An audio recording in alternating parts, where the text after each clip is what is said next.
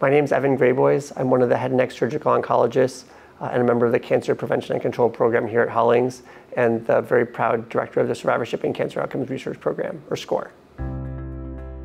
So 3 years ago, we went to Hollings Cancer Center leadership and pitched them the idea. As a clinician here, it was something that, in my lived experience, was something we needed.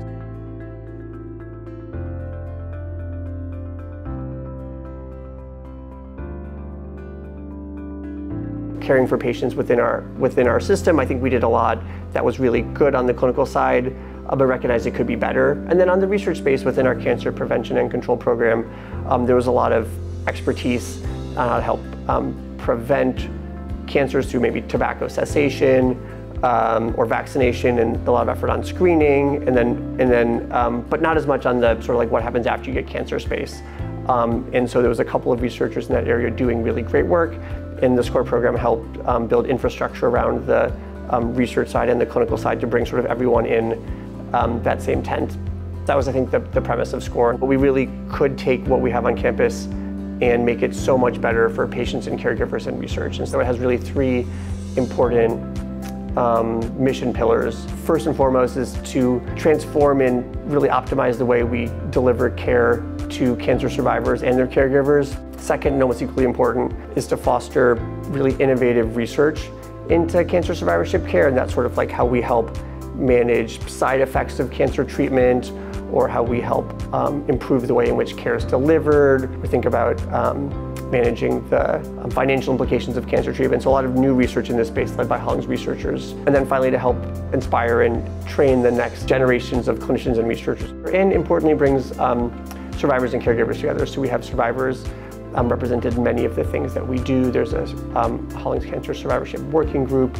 They're part of our advisory structures. We work very closely with the Fit Club and Cindy, who's phenomenal, and we are working, I think, to expand those types of services, make them accessible to a broad array of cancer survivors.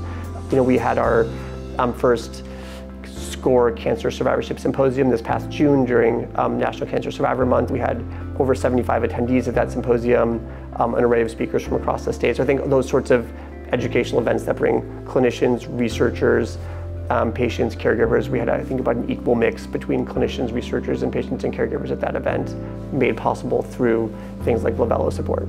I mean, LOWVELO has been really fundamental to making SCOR possible. So I think from the initial sort of idea that we had that we could build this program SCOR on the clinical side and the research side and the training and education side, the philanthropic support that came from LOWVELO was like key to making that possible. So whether that's helping recruit amazing researchers or clinicians to come to Hollings to do this kind of work for people who aren't here already, or potentially when clinicians or researchers have ideas and now we need to like test it and see if it's something that could be a bigger idea. That sort of pilot funding from LOWVELO makes it all possible. The growth it's seen as a bike ride over the past few years has just been amazing. And the dollars that come in through LOWVELO are a huge part of what makes Hollings amazing, and how we eventually figure out step by step, project by project, how to take steps towards curing cancer, preventing cancer, treating cancer, improving quality of life and quantity of life for people affected by cancer. I ride and contribute for all those reasons, but every time I ride, I'm struck not by that, but really like the sense of community, the shared purpose, the shared mission, like that sense that like you're riding for something bigger that isn't measured in dollars. And I think that's the most important thing that comes out of LOWVELO. So like seeing all the people who could be doing something else on a Saturday, like there because they care, because someone in their life's been affected, and like being part of that makes you feel like you're not alone. So, you know, so much of the community that we're with in the Hollings, like doing research on a day-to-day basis, like that's invigorating. It's like why I wake up in the morning and what I think about before I go to bed at night. But like seeing everyone together as part of that is like a really special part of the bike ride itself.